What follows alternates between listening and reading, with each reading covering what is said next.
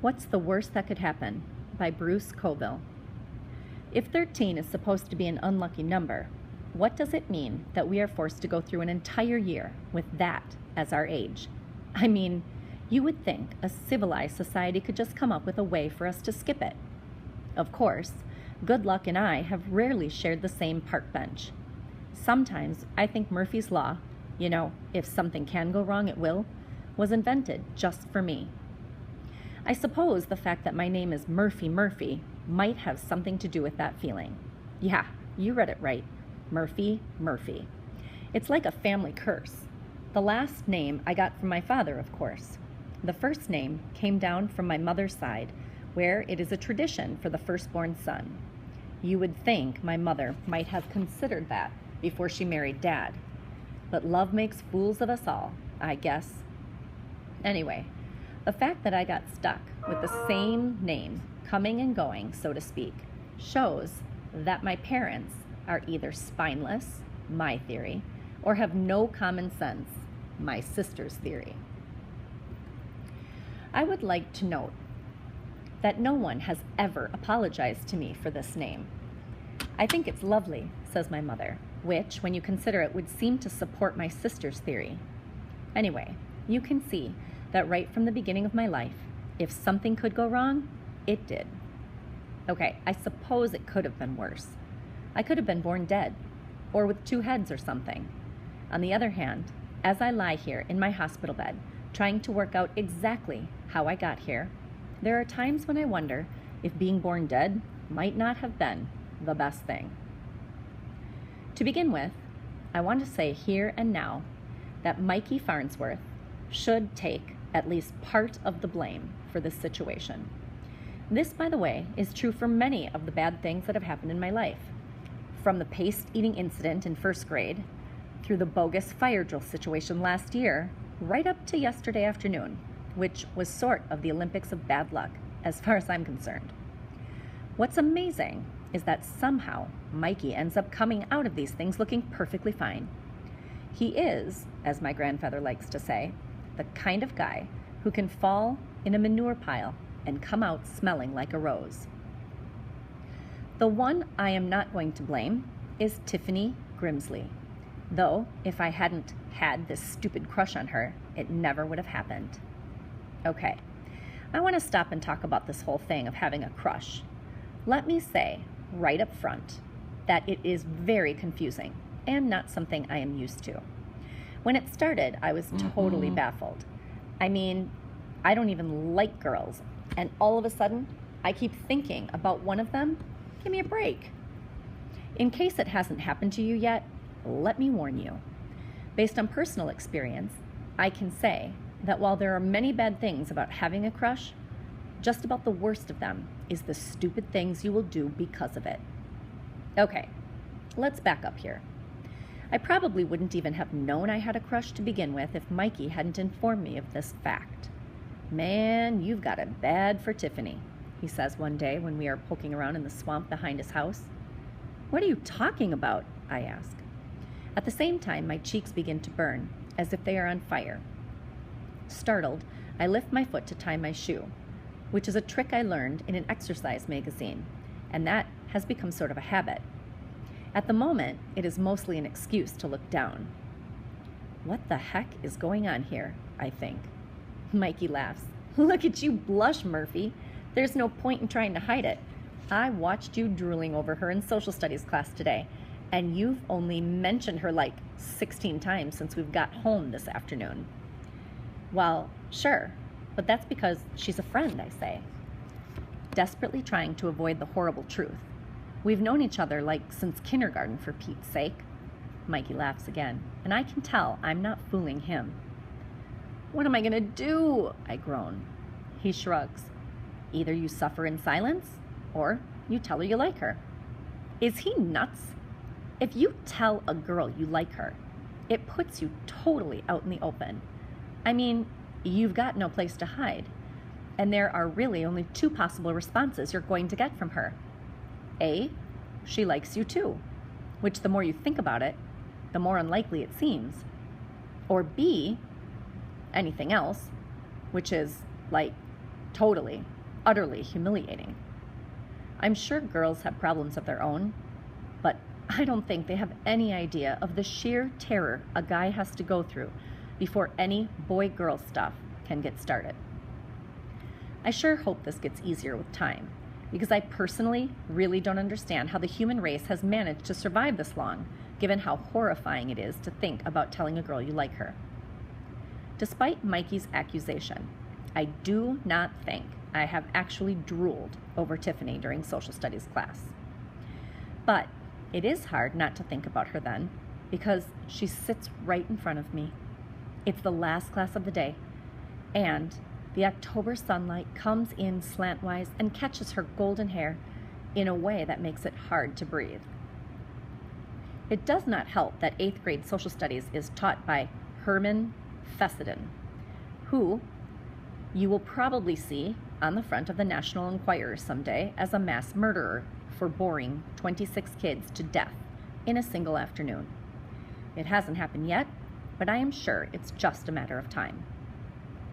I spend the entire weekend thinking what Mikey has said, and I come up with a bold plan, which is to pass Tiffany a note asking if she wants to grab a slice of pizza at Angelo's after school. I am just getting up my nerve to do it. There are only 5 minutes left of class, when Mr. F says, "So, what do you think the Queen should have done then, Murphy?" How am I supposed to know?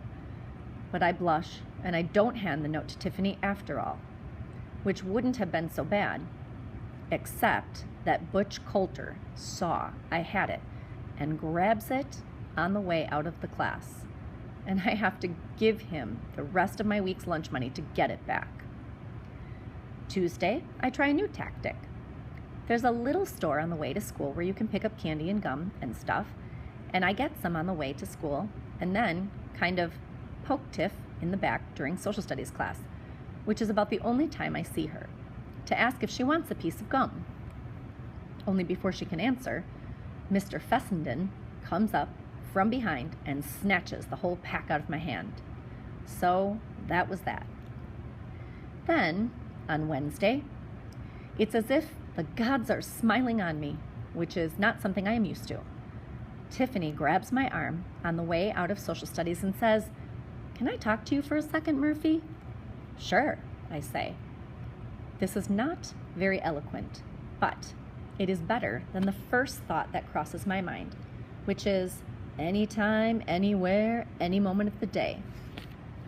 It is also better than "your words would be like nectar flower flowing into the hungry mouths of my ears," which was a line I had come up for a poem I was writing about her. She actually looks a little shy, though what this goddess on earth has to be shy about is more than I can imagine. She hands me a folded over set of papers, and my heart skips a beat. Can this be a love letter? If so, it's a really long one. "I wrote this skit for the drama club, and I thought maybe you would do it with me next Friday. I think you'd be right for the part." My heart starts pounding. While it seems unlikely that the part is that of a barbarian warrior prince, just doing it means I will have an excuse to spend some time with Tiffany. I mean, we'll have to rehearse, and, well, the imagination staggers. "Yes!" I say, ignoring the fact that A, I have not yet read the script, and B, I have paralyzing stage fright. She gives me one of those sunrise smiles of hers, grabs my arm and gives it a squeeze and says, "Thanks, this is going to be fun." Then she's gone, leaving me with a memory of her fingers on my arm and a wish that I had started pumping iron when I was in 1st grade, so my biceps would have been ready for this moment. Mikey moves in a second later. "Whoa," he says, nudging me with his elbow. "Progress." "What did she say?" "She wants me to do a skit with her." He shakes his head. "Too bad. I thought maybe you had a chance. How did she take it when you told her no?" I look at him in surprise. "I didn't. I said I would do it." Mikey looks even more surprised. "Murphy, you can't go on stage with her. You can't even move when you get on stage. Don't you remember what happened in 5th grade?" as if I could forget. Not only was it one of the 3 most humiliating moments of my life, but according to my little brother, it has become legendary at Westcott Elementary. Here's the short version. Mrs. Carmichael had me cast as George Washington in our class play.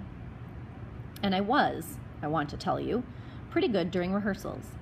But when they opened the curtain and I saw the audience, well, let's just say that when my mother saw the look on my face, she actually let out a scream. She told me later she thought I was having a heart attack. As for me, my mouth went drier than day-old toast. Some mysterious object wedged itself in my throat, and the only reason I didn't bolt from the stage was that I couldn't move my arms or legs. Heck, I couldn't even move my fingers. I couldn't even squeak. Finally, they had to cancel the performance, even after the curtains were closed. It took 2 teachers and a janitor to carry me back to the classroom. This time will be different, I say. Mikey snorts. I know he's right. Oh man, what am I gonna do? I wail. Come on, let's look at the script. Maybe all you have to do is sit there and she'll do all the acting. No such luck. The script, which is called Debbie and the Doofus, is very funny. It also calls for me to say a lot of lines. It also calls for me to act like a complete dork.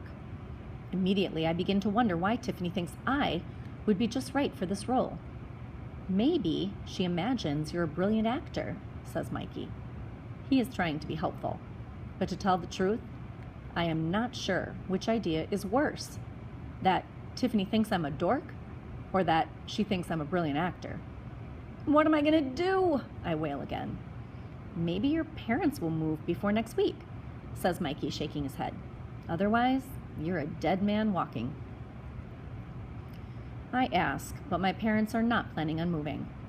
I study the script as if it's the final exam for life, which as far as I'm concerned, it is. After 2 days, I know not only my lines, but all of Tiffany's lines too, as well as the lines for Laurel Gibbon, who is going to be playing the waitress at the little restaurant where we go for our bad date. My new theory is that I will enjoy rehearsals and the excuse they give me to be with Tiffany, and then pray for a meteor to strike me before the day of the performance. The first half of the theory actually seems to work.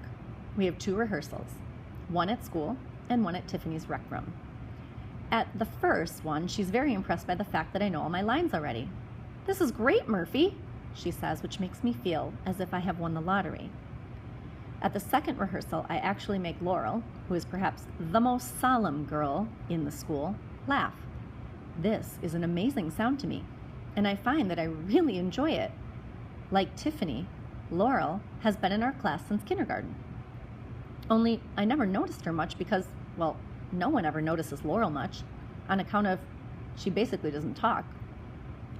I wondered at first why Tiffany had cast her, but it turns out they are in the same church group, and I have been good friends for a long time.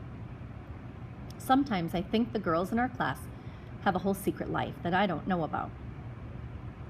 Time becomes very weird. Sometimes it seems as if the hours are rushing by in a blur.